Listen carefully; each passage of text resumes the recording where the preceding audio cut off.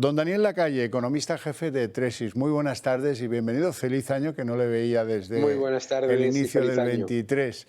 Bueno, ¿qué te parecen estos datos de inflación que sugieren?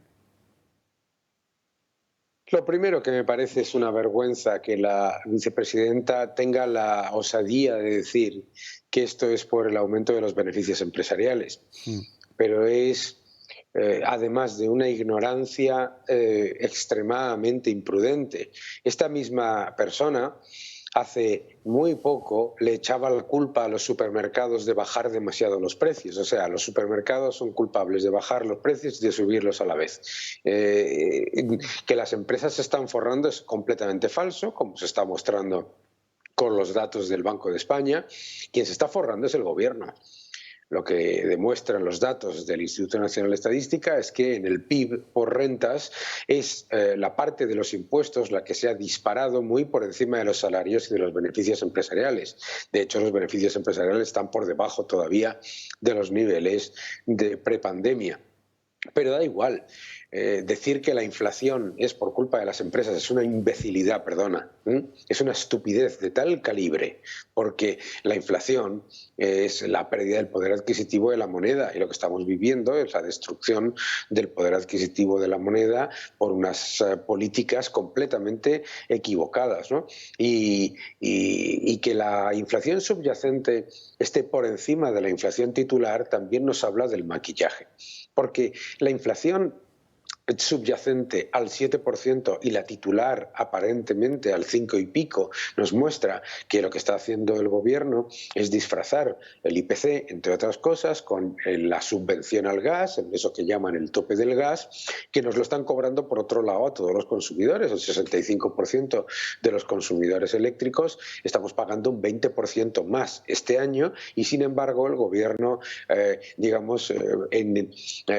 muestra ese subterfugio, ¿verdad? Eso no significa que el INE calcule mal el IPC, sino que se ha hecho un truco que saca una enorme parte del coste y nos lo pasa a los demás que no aparecen en ese cálculo, ¿verdad? Por ¿Qué lo es? tanto, una inflación subyacente del 7% y un aumento de los precios de los alimentos del 15,7% es extremadamente preocupante y significa que nos estamos empobreciendo a velocidades no vistas en 3 décadas. ¿Qué recomendarías tú para intentar embridar el aumento de precios alimentarios? Bueno, para empezar, desde el punto de vista monetario, hay que continuar subiendo los tipos y hay que reducir la cantidad de dinero, es decir, reducir el balance del Banco Central Europeo. Eso es una medida a nivel eurozona que obviamente está empezando a hacerse, pero todavía no se ha llevado a cabo en su totalidad. Segundo, a nivel gubernamental, lo que se tiene que hacer, si lo que quieres es que los precios bajen y lo que de verdad quieres es no pasarle a los consumidores el problema, es primero los impuestos tienen que estar deflactados a la inflación. Porque una de las cosas que está pasando es que el gobierno está recaudando como nunca por los impuestos no deflactados al incorporarse en la inflación a esos impuestos y además esos impuestos son encadenados. Para que te hagas una idea, en un kilo de tomates el 48% son impuestos, porque son impuestos encadenados, impuestos a la agricultura, impuestos al transporte, impuestos al almacenamiento, impuestos al frigorífico, impuestos a la distribución e impuestos a la comercialización y después el IVA al impuesto al coste final.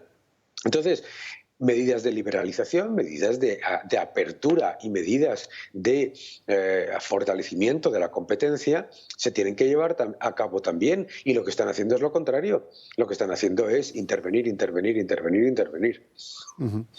Daniel Lacalle, un placer enorme tenerte en el programa. Te agradezco mucho tu intervención y ha sido muy clarificadora. Muchas gracias. Muchísimas gracias. Un fuerte abrazo. Un abrazo.